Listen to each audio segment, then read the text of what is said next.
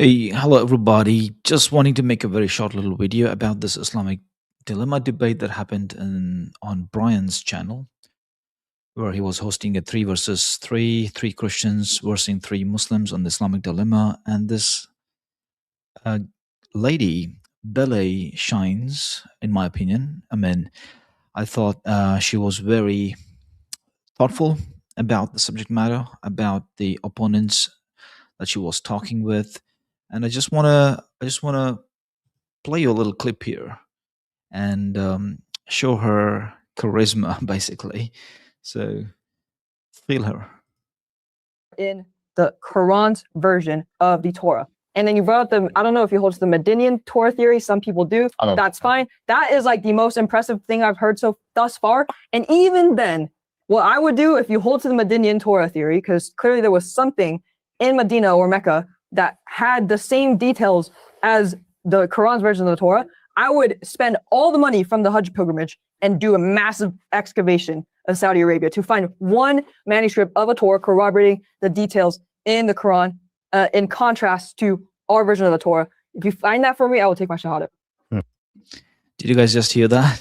That was incredible because the Salafi Muslim position is pretty flawed from the get-go.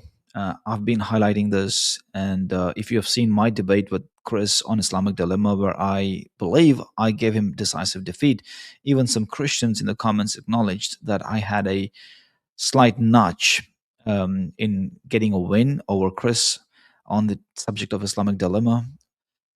Basically, the Salafis have been ignoring on how to tackle this Islamic Dilemma debate, and they rely on their traditions, and they sort of come up with this concept of a original Torah in Medina. All right, and guess what? Belle took a sledgehammer and shattered this concept, and she was, the gravity of what she said was this. She's like, take your money from the Hajj pilgrimage and just do a massive excavation in Saudi Arabia to find the original. The idea, the flawed idea of the Salafi Muslims in the West, they are stupid to be doing this, basically. They construct an idea with which they would want the Christians to engage, is this Immaculate Torah that existed in the 7th century, which the Quran was referring to. Okay. In my opinion, there's no such thing. Okay.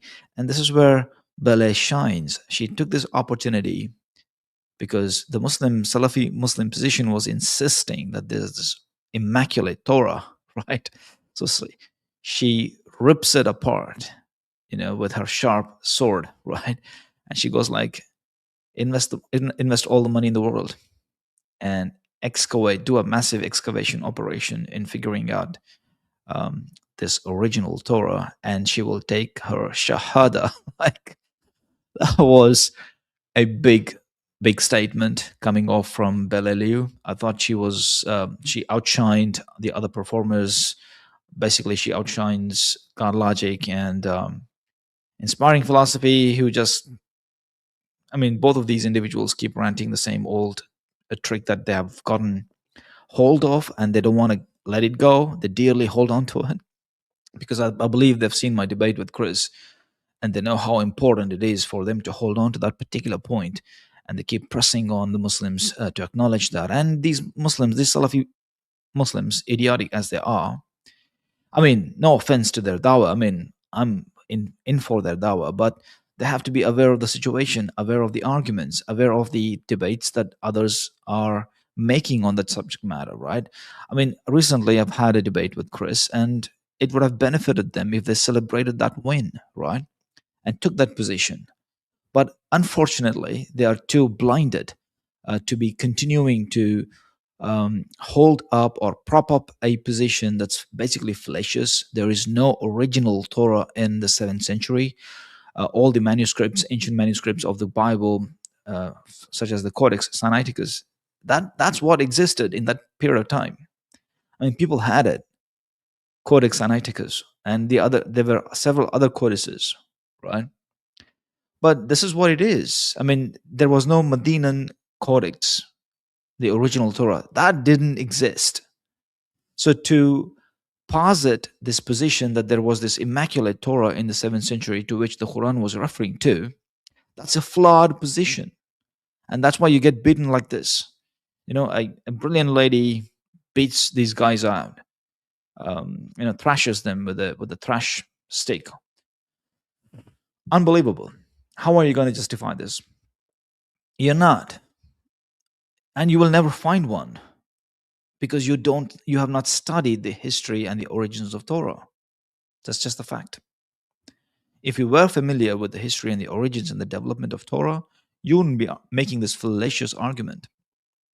I've been highlighting in my debates with Sam Shimon as well as with Chris that Torah is found in Deuteronomy, within Deuteronomy.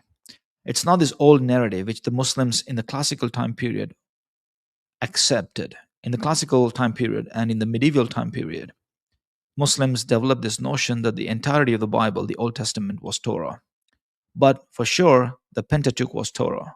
But all these different positions of what a Torah is are flawed.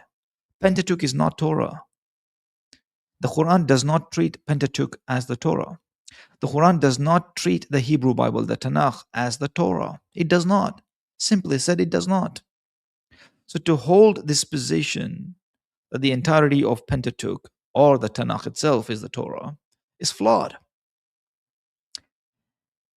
In my extensive research and study, I'm a scholar of Islam. I've written commentaries of the Quran. I've translated the Quran. In my research and understanding, Torah is found within the book of Deuteronomy. That's where Torah is. And not even the entirety of the book of Deuteronomy is Torah.